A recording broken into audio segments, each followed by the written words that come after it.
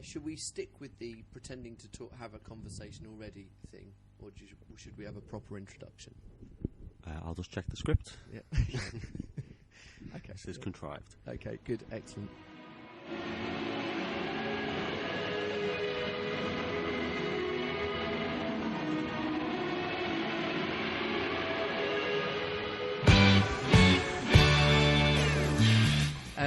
Right, welcome to episode 2 of the South Sefton Scribbles podcast. We're back in the studio, and by studio I mean we're in my classroom with a laptop and 2 microphones from SingStar, from the Nintendo Wii actually. So judge me if you want to. How are you, Matt? Are you all right? Yeah, I'm fine. Had a good week so far? Yeah, it's been interesting getting to know our students a little bit better, so that's been pretty interesting. Yeah, time goes quite quickly, but you know, it still feels quite new, doesn't it, at the moment? Yeah, oh yeah, definitely. Yeah. And so still getting a few names wrong, which is quite embarrassing. But students get my name wrong as well, so it's more embarrassing. It's an age thing, isn't it? Yeah. I think I still get names wrong, some names right. I haven't been called mum yet, which is always good for the start of the year, but it does happen every now and then. Well, I keep calling one student Ryan, and his name's not Ryan, so you know who you are, and I'm sorry. That's right. That's probably the closest we've had to a shout out on this year. Dedication. So today, like I said, we're back talking about more media and film and type stuff. Obviously, we had the second half of the screenings of our films of Shawshank and Hero. I wasn't in for the second half of that, but how do you think people enjoyed the films that we screened?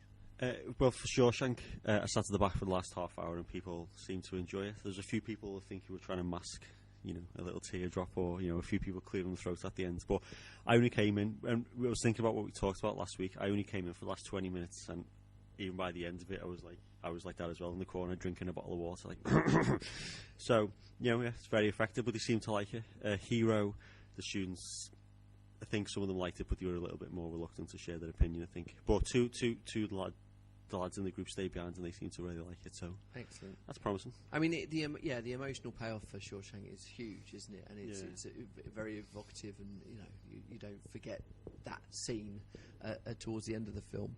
I mean, the whole point of this is for you to share ideas and so on. We've had a couple of responses to the film already, and we have a blog post written by Becky that's up on the Scribbles website with her take on the film. Yeah, I read that earlier in my free as well. It's great. That's great. I mean, it's really exactly the sort of thing we want. And I think in terms of talking about the themes of the film, she nails it. And it is that thematically driven film. That's what this is about. It's about trying to be as universal as possible. I think it's worth noting as well for anyone else who wants to contribute.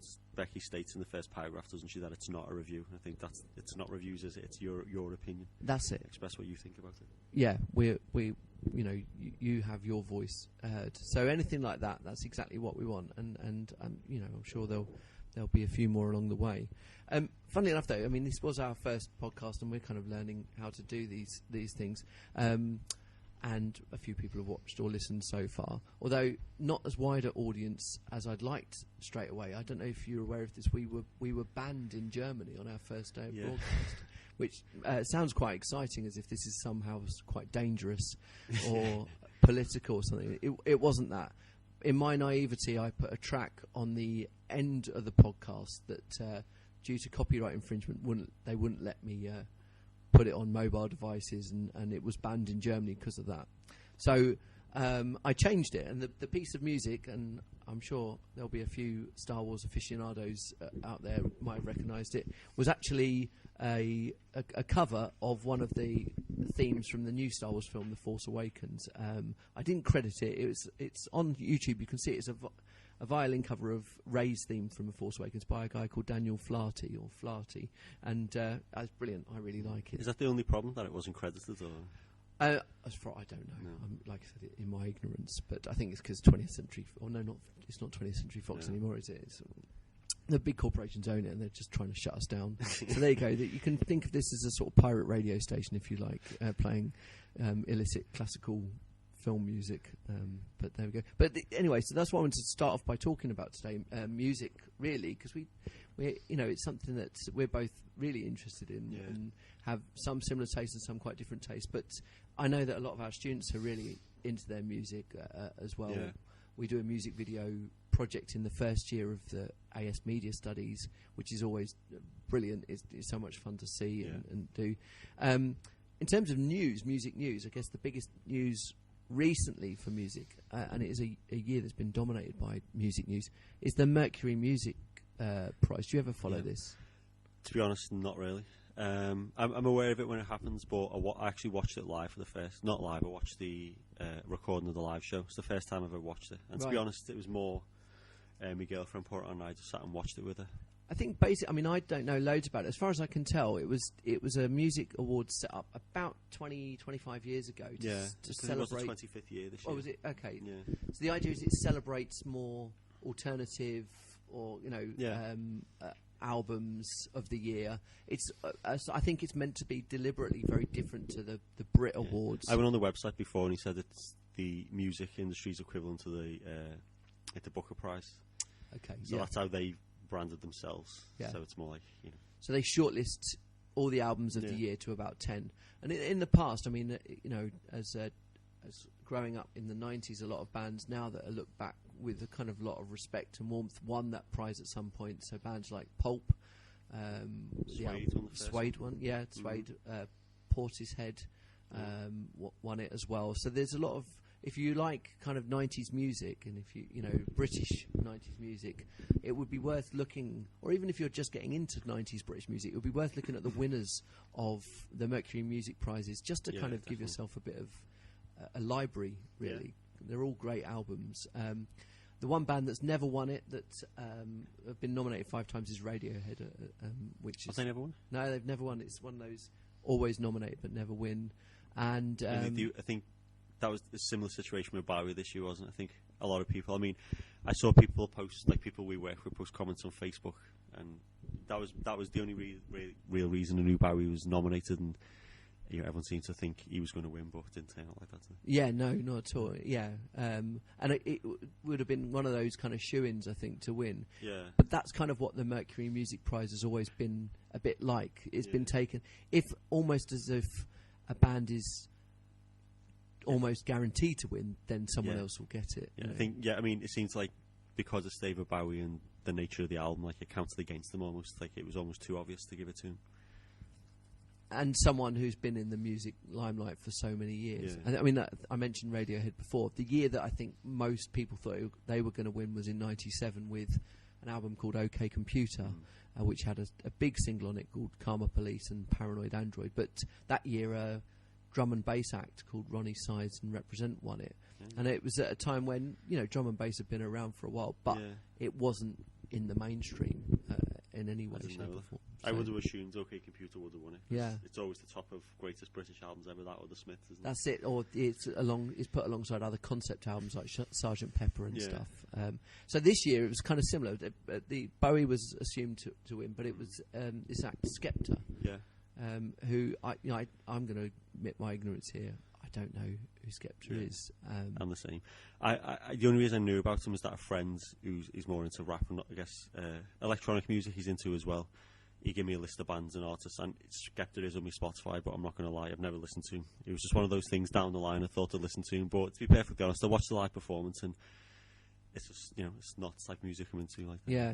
I mean, from what I've heard, it's like of a subgenre, grime, which I was aware of a few years ago because when I started teaching, it was very popular amongst kind of students I taught then. Yeah. And actually, there's a couple of Mercury Music Prizes that went, I think, Miss Dynamite and then Dizzy Rascal won a couple of years later. Now, as far as I know, that's all part of the similar genre. But this is where we probably sound really old. Yeah. Don't know. Yeah. This is where we need. Yeah, this is where we need help with this kind of stuff. Yeah. But so, music's not something that comes up in the course loads. But I would, I'm sure our students know far more than we do. Oh yeah, definitely. But I mean, we're going to talk about other things about music as well, and I think I'll talk about then why maybe like Skepta and artists like this sort of pass me by. But I think with Spotify and services like that, I've heard people talk about like the albums dying out, and it's all about singles, and I find myself doing that when I'm listening to music. I can't remember the last time I listened to a full album, and I've been thinking about this quite recently, like a lot about me internet use and how it's changed and things like that, and I can't decide if that's good or bad, to be perfectly honest. And now we just cherry pick singles and we build our own playlist. Yeah, your kind of nostalgia would say, oh, it's bad because I used to listen to music in a certain way, and why aren't I doing it? You know, there's sort of in the same way that people would bemoan the death of formats like vinyl or CDs and stuff. Well, that doesn't necessarily make music worse. People are still creative and talented and stuff like that. But it's just a change of form. But I miss listening to albums completely. Yeah. But then I'm not of a generation. You know, my parents' generation would miss the idea of turning a record over to listen to something. And the sleeve and blackhead sleeve and all that type of stuff. But I think as well, as you get older and you're working jobs and have families and stuff like that, I think any time I do listen to music now, I don't even think about listening to an album, probably because of time and stuff like that. Maybe the only opportunity I get to sit and listen to an album is on a long journey or in the gym or something like that, or travelling to work. Do you think there's something when we listen to streaming music, even if there is an album? And David Bowie's a really good example, because Black Star, that album came out two or 3 days or a week before he died. It was very soon, and he's someone who's recorded albums his entire career. Yeah. Does it feel different, actually different, to put on an album on a streaming device than it would do to put a CD or a record on? I think, like with everything in the mod, we're just spoiled for choice. I always tend to find that even if I do try and listen to an album, like I was never a massive Oasis fan back in the 90s, but they had like their own place. But recently I've been, like the last few weeks, I've been listening to a bit more Oasis, and I try and listen to albums, but then I'll listen to one song and that'll remind me of something else, and then I won't think and I'll just move on to something else. And I really do think I've been thinking loads about this. My attention span is being diminished, and I didn't notice it. It's like happening right in front of me. I find it now, and maybe it's because we're busy in work, but trying to read a book, I find that more challenging than I used to, and it's quite alarming. But that's really interesting, because you mentioned how it changes the way but just because you've moved to another track, though, doesn't necessarily mean that it's a lack of attention span. It's just a different way that we access information. So that would represent like certain types of social media, wouldn't it? Yeah. So Twitter is, and you have a news feed and you see lots of information come up at once, but you decide to delve into another, a bit more when you see an article that interests you. Yeah. It doesn't mean, just because you're passing hundreds of tweets by, it doesn't mean your attention span is less. It's like maybe it's just a new way or a different way of accessing information. Yeah. That it's non-linear. We're not having to read a book page after page after page. Instead, we pick and choose the bits. I think you're right. And something else popped up on Facebook recently. Someone we were working with, it was an article about like the death of High Street and things like that. And this individual and the other comments were bemoaning it. But I was tempted to reply. I was actually thinking that maybe sometimes we do need to move forward, and the death of maybe that's a good thing. And I think maybe with music, like people say, we should have albums again, but maybe actually we've just evolved past that and we don't need that anymore. Yeah. And you're right to me, because we can create these own little narratives on our own. And it's not, yes, exactly, and it's choice. And big business will tell you that consumers want choice, individuals want choice. Yeah. Well, that's one thing, but it's not to say that the album will completely disappear. There are still, despite the fact that probably huge, great big novels aren't as popular as they once were, there's still people writing them.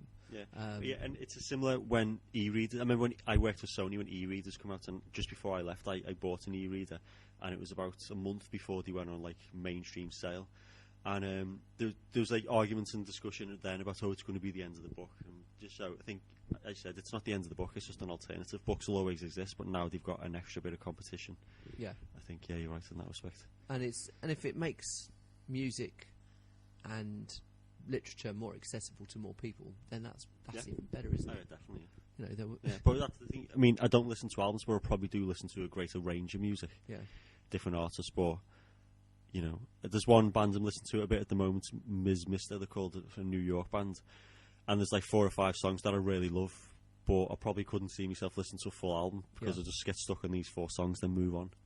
And, and that's why you end up following so many people or finding artists that you forget about, and then you have to bring them up. So it's quite tricky. You gloss over music. I remember when, again, this is an age thing. I remember when MySpace came out, but thinking this is brilliant. This is properly going to make music kind of democratic. You're not going to have to be told to listen to a band. You can find them yourself. Yeah. Of course, the website was pretty rubbish. So. Yeah, but no, I think you're right that there was a brief window where that happened because the Arcade Monkeys, the direct results, they were a MySpace band and they launched from that, didn't they? Did they really? Yeah, I remember that because this was before I did teacher training or anything like that. Just after uni, I was doing some media work for my friend was managing a band and we were around the country just doing interviews and stuff like that. But they were really dedicated.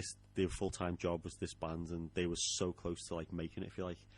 But they were modelling themselves off the Arctic Monkeys because that was sort of happening as this was happening. So they were charting them on MySpace, and now they had a single, then an album, and charting their progress, and they sort of viewed that as a model for them. Right. And maybe it's one of those things that there's one band who can use that, and unfortunately it was them. Yeah, and then. Unfortunately for the band, I know. Yeah, and then of course the record labels and companies catch up with that. But apparently, that a lot of artists even quite big artists, realise there's not much money now to be made in, and I don't know anything about the business, but not as much money to be made in the sales of records and singles. Concerts, it's about tours, isn't it? Gigging and selling them. So but there's a story this week, wasn't it? I don't know if it's a legal case or something, but YouTube are going to have to start paying more money to record companies and artists for the content they have on their website, because a lot of people are probably quite rightly complaining that they're just getting nothing from the official channels. Like if it's like EMI or someone's channel, they're not getting paid enough. Oh right.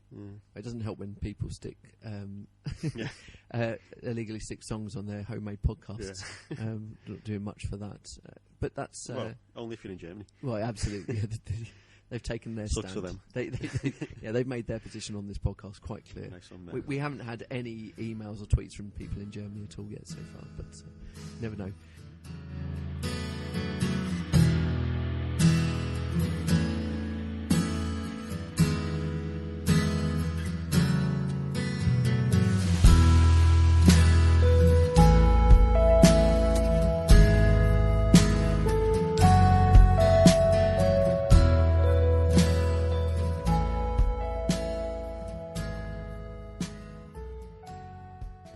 But actually, it was music. It was something music this week that we both ended up talking about, and it is an album that's come out in the past week, and not dissimilar in some ways to Black Star. This is where I keep coming back to, but it's a music by an album by an artist called Nick Cave. Now I think I've seen Nick Cave live at a festival, but I've never been a fan of his. But do you want to give us a bit of background, because you're a bit more of a fan of Nick Cave? Yeah, I love him. He's amazing. So, I mean, he releases stuff as a solo artist under Nick Cave, and this album's Nick Cave and the Bad Seeds, his bands where he, does most of his work. Well, if you don't know about him, he's Australian, and he's one of these... It's very hard to pinpoint or pin down, because, yes, he started as a musician, but he's also a composer for films, and he's had films turned into... screenplays turned into films. I think The Proposition, he wrote that, I think. That's right, yeah. And what's the Lawless? Lawless was the film. That's one I saw. And, I'm having a bit of a mental block, but he wrote a script for someone that was rejected by a studio. It was either Spider-Man or Batman. Nick Cave wrote imagine a Batman or a Spider-Man by Nick Cave. Right. It was a big character franchise he wrote a script for, and it was rejected. But yeah, so anyway, he's a musician, and... it wasn't the Superman one, was it? It wasn't that bizarre... There was this... Kevin Smith wrote one, didn't he? There was a Superman film planned with Nicolas Cage. This is Tim Burton. Yeah. But this is the one... Warner Brothers got Kevin Smith in to write a draft, and it started this massive feud, apparently, between Tim Burton and Kevin Smith, where Tim Burton famously said, "I'll never direct anything written by someone like that." So it might have been around the same time, actually, right. But it was rejected. So Nick is getting confused now, because we've got Nick Cage and Nick Cave thrown in. So back to Nick Cave. So yeah, he's a musician, and I was a bit worried about the podcast, because I knew we were going to talk about Nick Cave. In the past, if it was bands I listened to in my youth, the 90s, or before social media or Spotify and stuff, I'd know more about him. I don't know that much about him. Yeah. But the albums I've listened to, I just absolutely love. It's just amazing. I mean, my memory of him is that Nick Cave and the Bad Seeds have been around a long time. Yeah. He duetted with, I think, Kylie Minogue in the mid-90s. But he did an album murder ballads, and it's all covers. Right. And each song's got a different guest performer, I think. Although they are at least covers of songs about like murder and death. Oh gosh. So Okay. And so, but what I remember is that he doesn't really sing. He hasn't really got a sort of voice. Now I'm gonna, fans of his, and there are some amongst the staff who absolutely love Nick Cave. Are gonna hammer me for that, because I'm sure I'll be told that his voice is unique, and I agree with you, by the way. But but then this album. So he's released an album this week called Skeleton Tree, and that's right, it's a Skeleton Tree. I was calling it Skeleton Key, and it's amazing, isn't it? It's it's really beautiful, and it's quite filmic in its own way. It feels a bit like what you'd like soundscapes, isn't it? That's a perfect description of it, and it's only 7 or 8 tracks. I think that's why I've kind of made this connection with the Bowie Black Star album, because it does feel every track is on there for a very specific reason. I think the link to Black Star is albums like this. They're connected by. It's not an album that is just the next album by the bands, but these are albums that are made for very specific reasons. Whether Bowie knew it was his last album, and he saw all the songs. I mean, my girlfriend wrote a review of Black Star for a website she writes for, and she talked about things that she didn't realise was really, really personal about his illness until after he found out he'd passed away. Like, he's talking about going to the hospital and the mundanity of it. And before we knew about his death, you read that as just a sign of getting old, but we now realise he's talking about very specific treatments. And that's right. I think the same with Skeleton Tree. Well, this has got its own tragic story. Essentially, this is about the death of Nick Cave's son, isn't it? Yeah, but I didn't know this until today, but I think his son who passed away is a twin. Oh, right. And also he fell off the top of a cliff, I think in Devon or Dorset where he lived, but he was under like the effect of LSD the first time ever. Like, it was the first time he took this drug, and that's involved in his death. And I didn't know this until today. So does that change your? Because we've listened to the album a couple of times now, or been talking about it for a week. So as you mentioned before with Bowie's album, that it changes.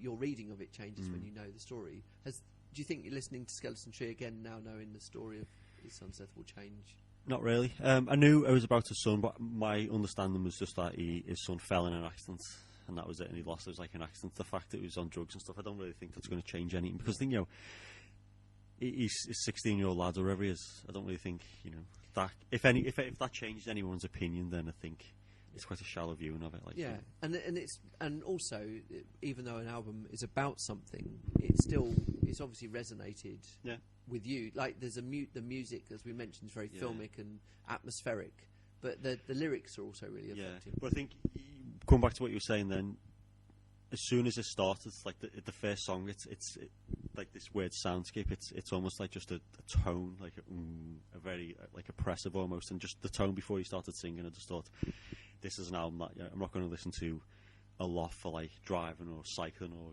going to the gym or wherever. Like, I've got to concentrate, and he's actually it's very personal for him, isn't it? I found it's really dark but quite uplifting as well at times. Right, there's a sort of almost a hopefulness in that as well. Yeah. But even like the first lyrics. I mean, what I like about Nick Cave is his lyrics are quite a basic way to describe him. I always say he writes love songs for men. If you know what I mean. Like, and his lyrics are very poetic and stuff like that. But at the same time, he's very literal. Sometimes he describes very literally what he's doing or what he's thinking. And the first lyric opening lyric of the album. What is it? You fell off. It's like it's something very similar to you fell off a cliff and landed in the River Arbor, I think it is. And that, I was just like, oh my god, this is going to be pretty tense. Yeah, definitely. Yeah. And he explores things very literally like that, and then other times less. So, I mean, it will bear repeated listenings too, and I think, as you said, but in the right context. This isn't an album that you can just casually listen to. For me, I mean, I think he doesn't sing on this album. He kind of speaks his way through it, which means that I really enjoyed that aspect. I would compare it in terms of the sort of sounds. I think it sounds like the soundtrack to a David Lynch film in some ways. The music, and if you've not seen, I know again some staff and students who really love David Lynch, the filmmaker who made very odd, obscure, abstract movies, and his music's been a big part of his films.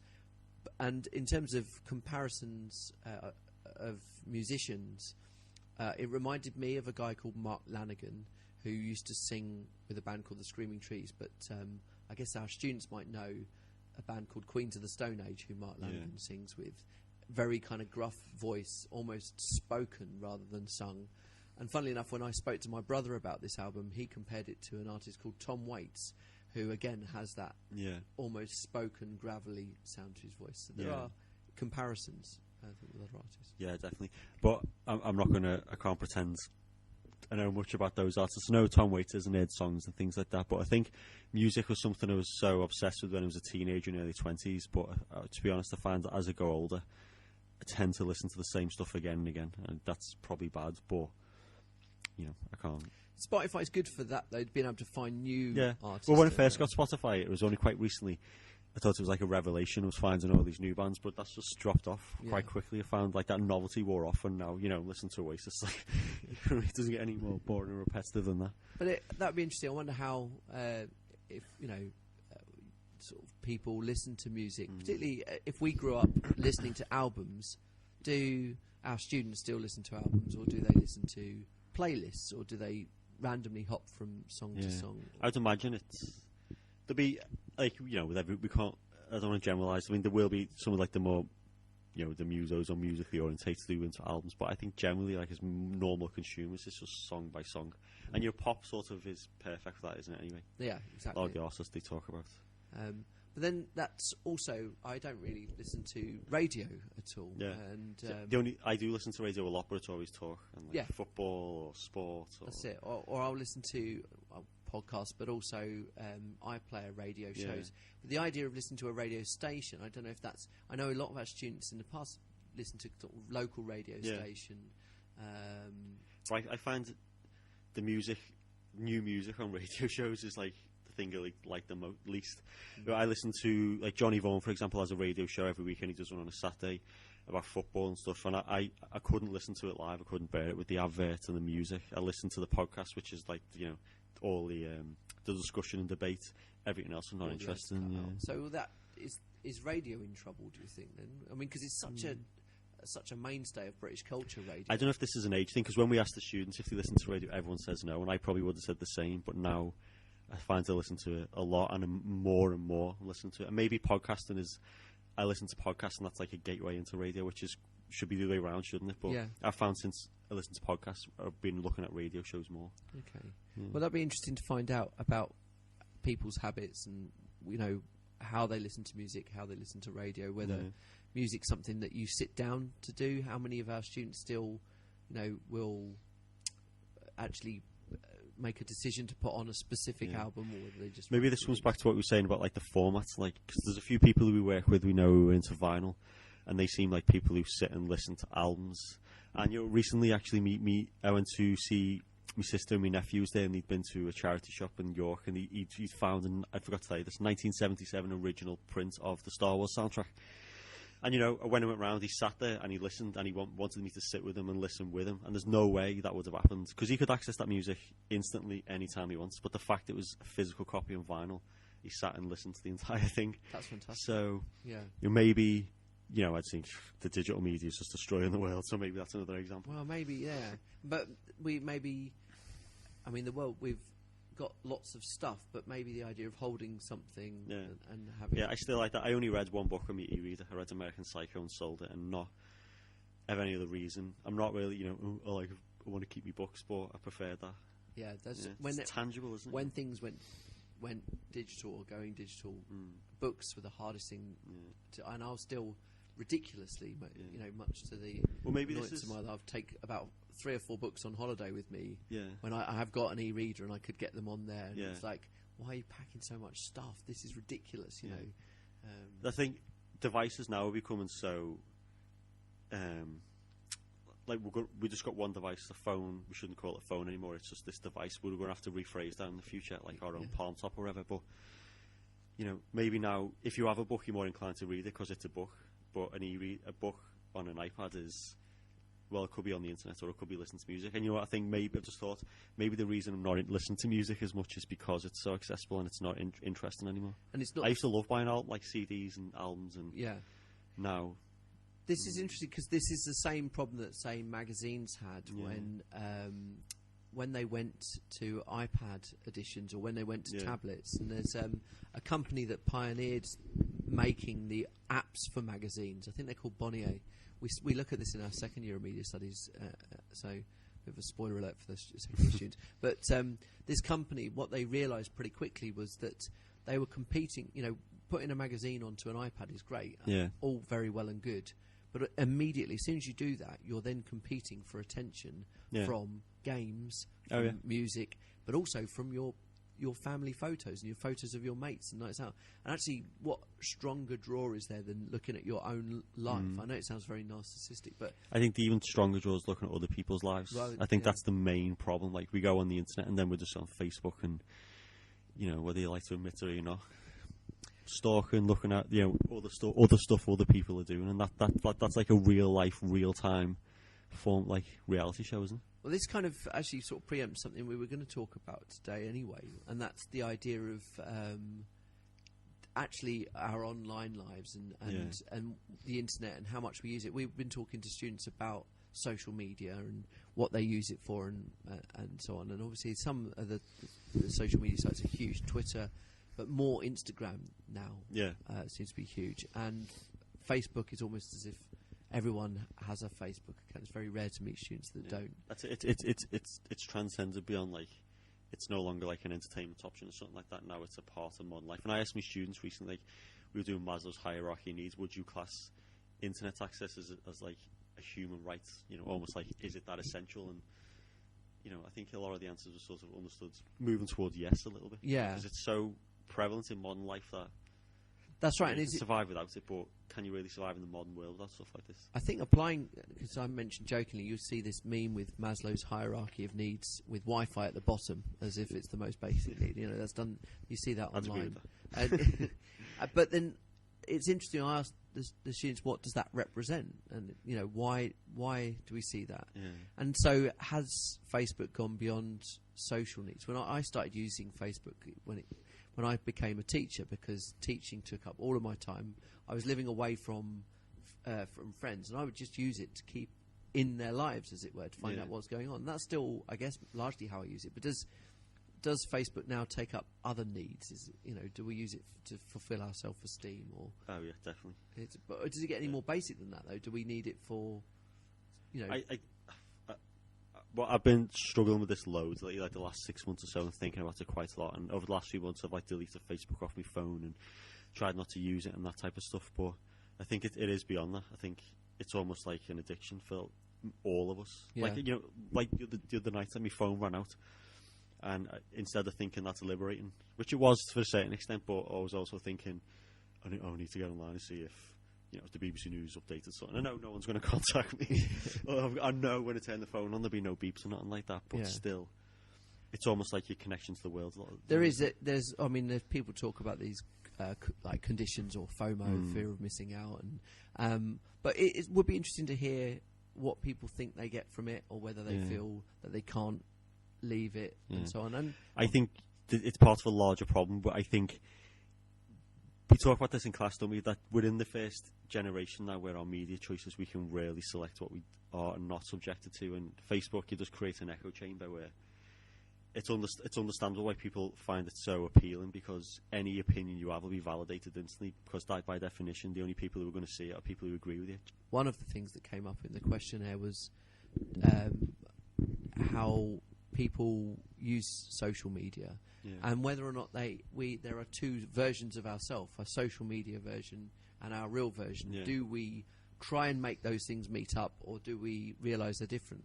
And I think anyone who's listening, I'd be really interested to know what people's take is. That is, do people feel that you have to create a different version of yourself on social media compared to the one that you live your normal life? We just do it naturally, rather than that's not like a conscious decision. We just do it, don't we? And, that is natural, because we do that in real life as well, don't we? You're not going to tell people in work, maybe what you're thinking, or maybe if you've had an argument or something like that at home, you're not going to tell people that. Yeah. And you create a different perception of yourself, don't you?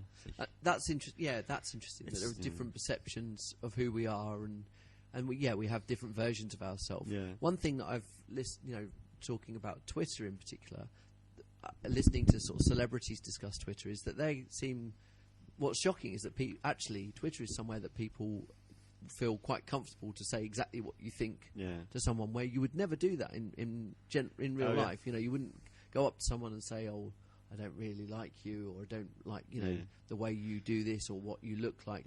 But somehow on that particular format, Twitter in particular, makes people feel utterly justified in. It's digital road rage. Yeah, that's it's it. Totally just safe. Saying what you I'll give want. you an example. Like, so my mum's a teacher as well, and she's just retired after 37 years, I think it was. And there's someone on. She mentioned the other day on her Facebook, or mention who, but when last time teachers went on strike was on Facebook. Effing teachers, blah blah blah blah. And this is someone you wouldn't expect to talk like this, But you know that next time you see that person, they wouldn't dare mention that to your face. Yeah. And it's because I think it's not directed. You just put a general statement out there. There's no way you'd say that to someone you know as a teacher. But if you phrase it as a general statement, then if you get offended, that's now your responsibility, because I wasn't talking to you specifically. Yeah. That's your problem.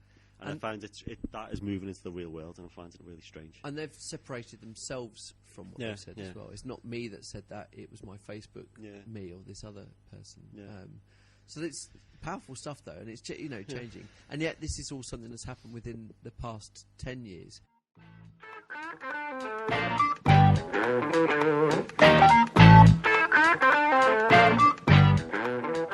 To compare where we are now with 20 years ago, where there was no internet, and this really bizarre news story that came out yesterday. It was from, I think it was broken on, IFL Science, which if you don't follow that on Facebook or Twitter, I'm not going to say what the full acronym is, but it's a great website which it just does kind of lots of interesting, usually science related stuff. But they broke this story yesterday about North Korea, and that North Korea, obviously a country in lots of secrecy. I mean, lots of media blackouts. It's a communist country with a leader that is considered to be this kind of incredibly sort of dangerous person, and it's one of the what was it, quote, axis of evil, wasn't it? The George Bush thing. And so there's so little known about the country, and they control their media very tightly. But someone's managed to hack or break in and find out what the North Korean internet actually looks like. And did you see the amount of websites? Well, to be honest, this is the only thing, because I didn't see this till last night, and I just saw the headline. I thought I'll make a mental note to read that. But I read a stat earlier that there are more websites in Grand Theft Auto 5 than in North Korea. So amazing. In GTA 5 you can get your phone out and you can go on the internet, you can buy stocks and dating websites and all this, but there's more websites in a video game that is brilliant than in North Korea. That's so strange. So there's 28 websites. North Korea apparently, well, they were able to find 28 websites for the whole, and that's an entire country's worth of websites. Apparently one of them is a flight booking website. There's a cookery website. I read, as a quick read before it came up, then said most of them, nearly all of them, are just very similar, regurgitating government propaganda. One talks about the activities of the leader, but there's the cooking website. It's the one that stood out to me, and I said that the flights, nowhere to go.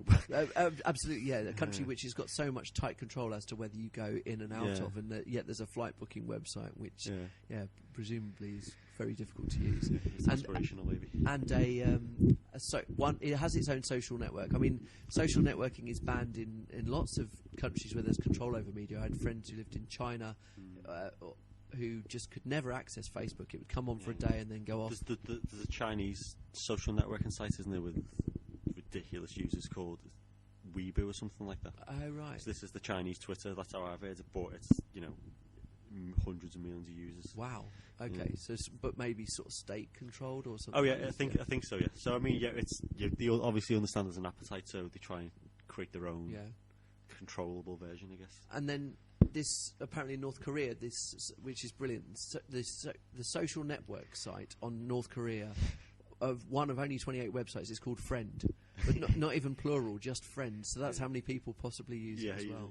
Okay, absolutely bizarre. But then I suppose we sort of can complain about social media and the bad side of it. But are we actually very lucky to live in a country where there are great freedoms of the internet? Should we just count our blessings in that? Well, you know what? I watched a podcast recently where Louis Theroux was talking about it, and he said one of the only times he's come unstuck in an interview is when he was talking to it's someone who's recently been put in jail, actually, for promoting extremism in London. I can't remember his name. And he said he was talking to him and he was saying, "Oh, you know, your ideology has these certain things that I think are wrong." And the guy said to him, "Well, that's just the framework that you've grew up in. Like your Western framework teaches you that you're enlightened, but that doesn't mean it applies to me." And I found that quite profound, actually. So I find questions like this, I can answer that from our point of view, saying yes, we've got freedom, but I mean, I don't know. I mean, it's difficult. It's all relative. It's like, are we free? Because like Twitter, and it's changing its policy and it's starting to ban people for saying certain things. So, you know, we may think that we have a freer service, but do we actually? We don't know. Yeah, and that so. And as I mentioned when we were talking about music, the idea of choice suggests sort of freedom, but then choices can always be limited. Can't I'd say for someone in North Korea, like the ability to express any idea may be abhorrent, where to us that's like the foundation of our society, isn't it? Yeah. So that's very difficult. Yeah, definitely. And this you know. But from my point of view, yeah, I'd much rather live in the West. Yeah, but then I suppose funny because we're talking about foreign language cinema and Chinese cinema. I think it's China that bans or for a while there was only a certain amount of Western films that would be allowed to be shown in China every single year. Now this might be wrong, so this requires a sort of fact check, really. But like they would, the government would allow 8 American films to be in China every year. So this year you might get, and it would be, I think, fairly mainstream, non-controversial films. So you might get a big, the Superman versus Batman. You might get the BFG or something like that, and that would be it. But we, those controls, that freedom over here means that it'd be interesting to see what the government's position was. Whether the government would say, because there was a similar law in place during and after World War II. Certain percentage in Britain, a certain percentage of films can be as in non-British made, but the rest had to be British, like so a quota. So it may be something like that. It may be on one level just a way to boost the film industry, because the Chinese film industry was decimated like after the 90s. Okay. It may be that, or you're right, it might just be controlling. But I wouldn't be surprised if it's just a larger general push across all things in China to become more Chinese, the global superpower almost. Right. Plus China's now the second biggest film market in the world, and it's the reason why Donnie Yen is in Rogue One. It's the biggest film star in the world, and I really am moving towards the point. I think Rogue One might outdo The Force Awakens at the box office because of China.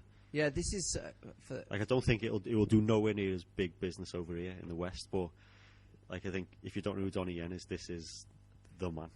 We mentioned it briefly last week because Donnie Yen is in Hero, but so Rogue One is going to be the first Star Wars film that's not part of the big story, isn't it? We've had those of you how easy it is to just start talking about it. Exactly. Managed that took how long? So there is sort of 7 Star Wars films that exist, but this one's not part of that big story. It's new characters and things like that, and it does seem so far that it's going to be targeting a sort of more international market. Yeah, and this is one of the reasons why Transformers is still doing so well. The last Transformers film made over $1 billion. It made ridiculous money in China because it's filmed in China. Yeah, and I think for the next 10 years, I mean, it's apt talking about this actually. No, it's not Chinese. I think it's Japanese. But the new Scarlett Hanson film, I think it's Battle Angel, a very prominent manga. Right. But I think that seems like a very clear attempt to target, Asian audiences. They're starting to bring in Asian properties and make them for global audiences. So I wouldn't be surprised in the next 10 or 15 years we start to see a huge transition where the biggest film stars in the world, even in the West, are Chinese, not American. Yeah. Well, it's interesting, something for a future conversation, I reckon, but mention about promoting a national cinema. Yeah. The films that I'm going to go on to study with the A2 students in a couple of weeks is a British film, and I always try to bring up this idea, but I think we'll talk about that and see what people's views are. So, actually, if anyone's got any opinions or views on national cinemas, or particularly British cinema, and whether or not we have a good cinema, what British films are and what they mean to people, then that would be great to have as a conversation. Yeah, definitely.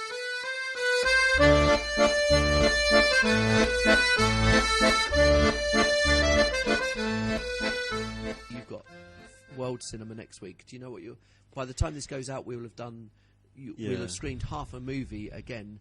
Do you know what you're going to screen for? I'm not sure, to be honest. Probably The Lives of Others, a German film. I haven't seen it myself, but I heard amazing things about it. It's been recommended by a few people, so I'm going to watch it before I screen it. So probably that, or a different region around the world. So I haven't decided yet. Despite the German ban, you're still going to. Yeah, I'll put the dubbed version on. Yeah, I think I haven't decided yet. I usually try and sort of squeeze some Hitchcock into this.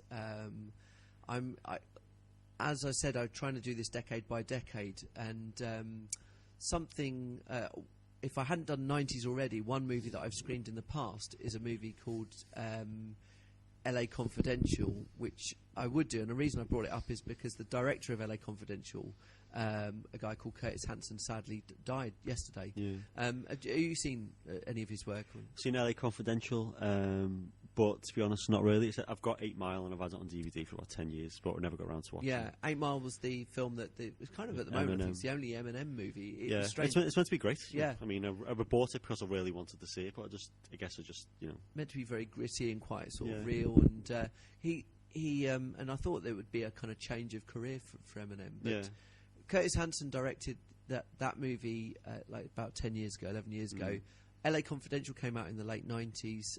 He also directed a movie I absolutely love called Wonder Boys, which is a sort of romantic comedy, and it's kind of whimsical, and it's a bit not surreal, but it's a nice, a good solid kind of witty comedy. It's not sort of slapstick or anything. It's just a quite nice character-based comedy film with Michael Douglas and Joel Cohen's wife, Frances McDormand.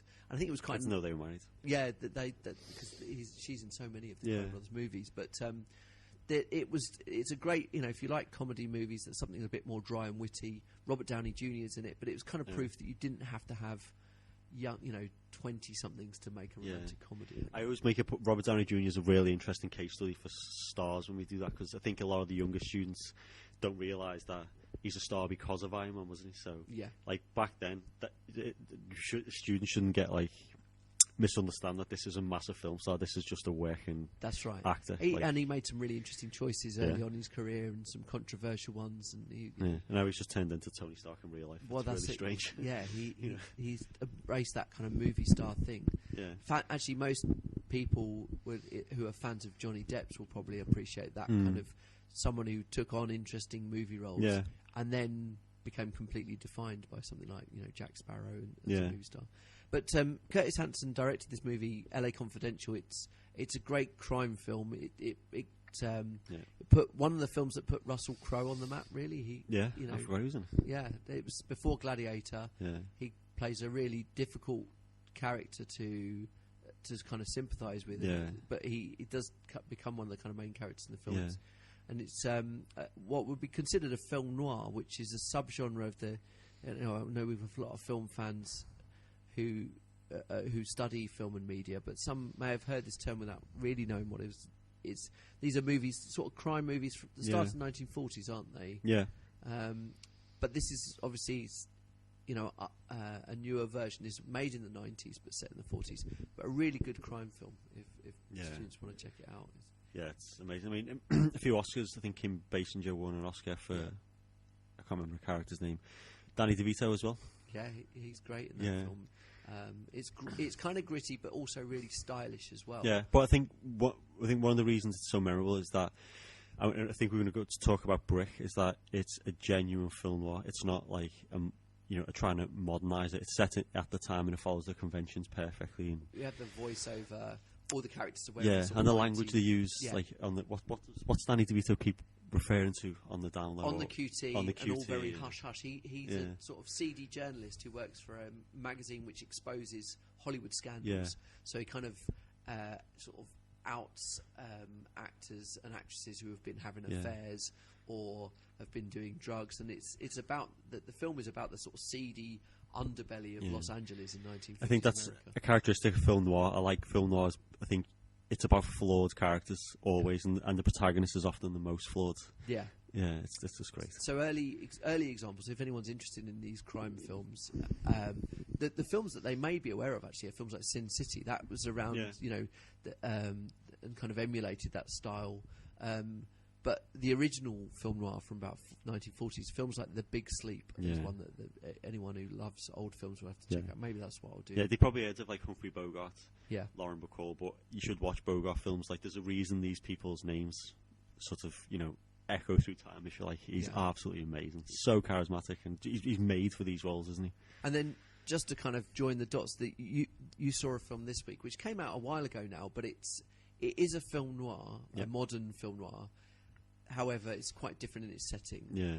And just to kind of connect up the dots, it's directed by the guy who's going to be making another Star Wars film. And to be honest, that's why I watched it. Which we'll get to. But tell us about Brick then. This film noir. To be honest, I first heard about Brick a couple of years ago. We had a PGCE student and he gave me the Blu-ray.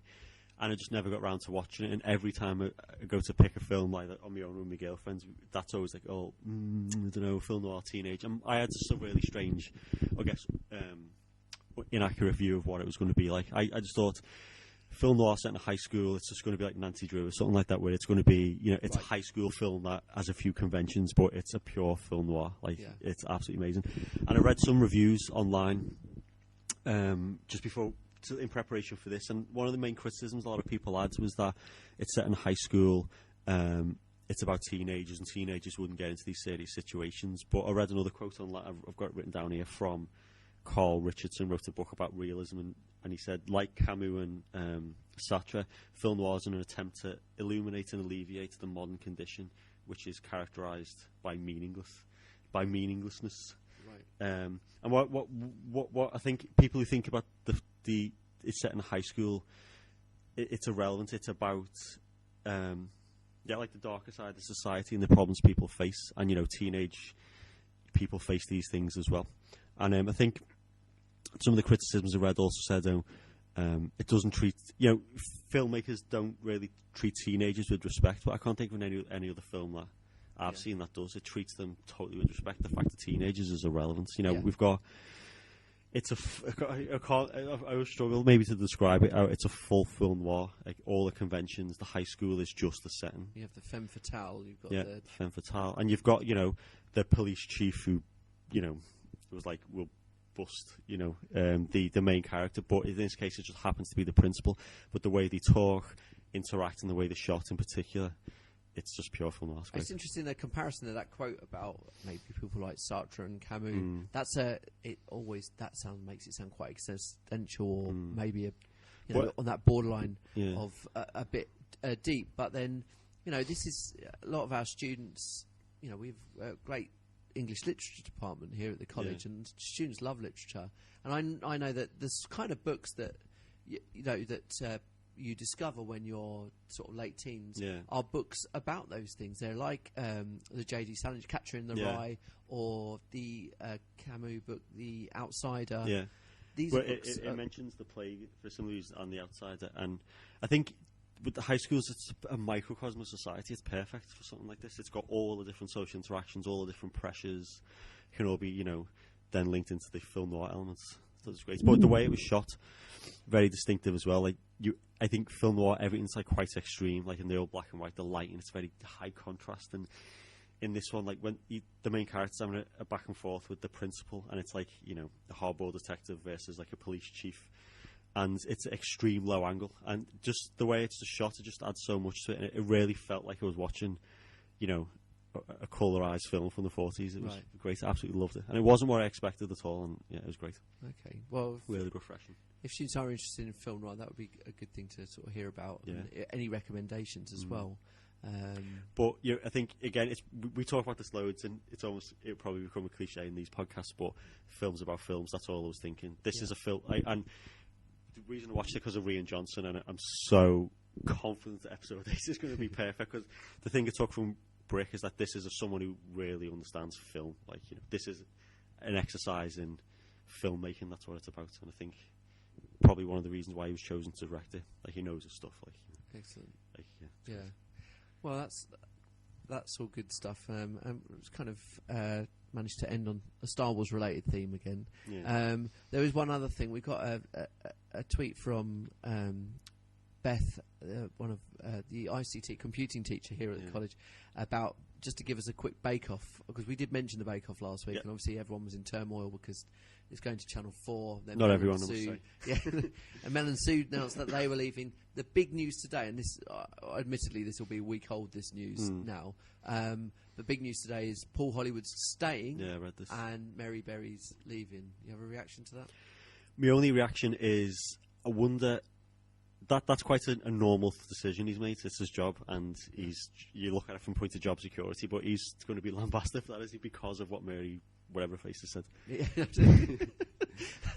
not as much as you will now be lambasted for referring to her as Mary. I wear it with a badge of pride. Yeah, she's a national treasure. Yeah. Mary Wasserface. Yeah. Just, I mean, I'm not going to. I've seen episodes and we've watched it every now and again, but it's just, to be honest, it's just not something I'd stick on. For no other reason as that. Just doesn't interest me. Yeah. However, if we go back to when we start recording these on a Wednesday, because we're on a Thursday today, but I think we should bring cakes in for the future. So. Yeah, I'm up for that. And if people want to send in cakes, that's fine as well. Great. Okay. Well, thanks very much, Matt. Yeah, and we'll talk more about the films that we've been screening in Film Club next week. Okay. Cheerio. Bye.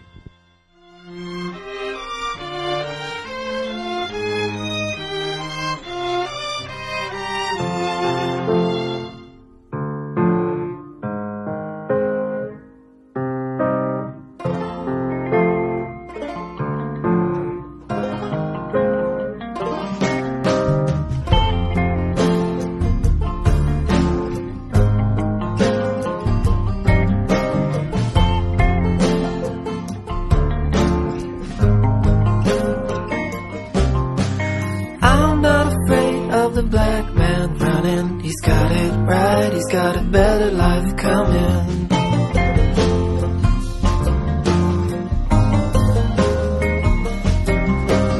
I don't care what the captain said, I fold it right at the top of my head.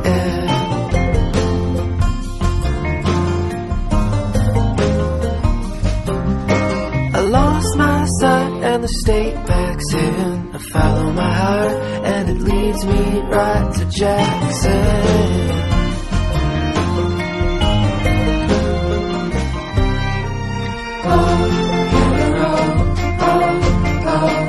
She gave us a medal, she gave us a man.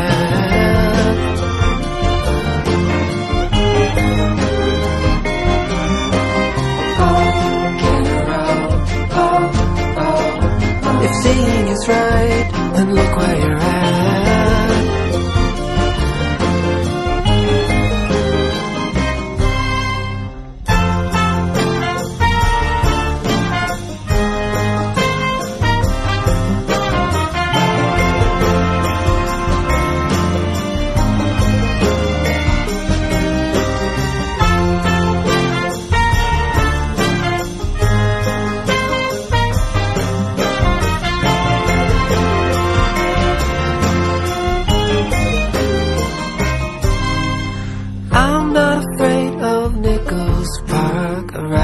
Train and I ride it after dark.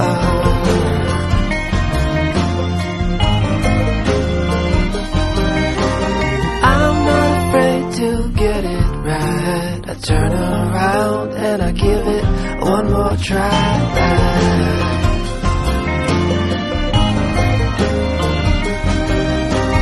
I said things that I meant to say. The bandstand chairs and the Dewey Day Parade.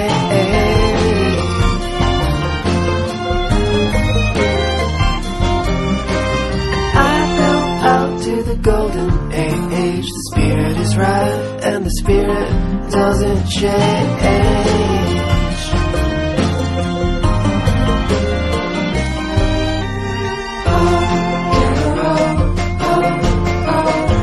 She gave us a mirror, she gave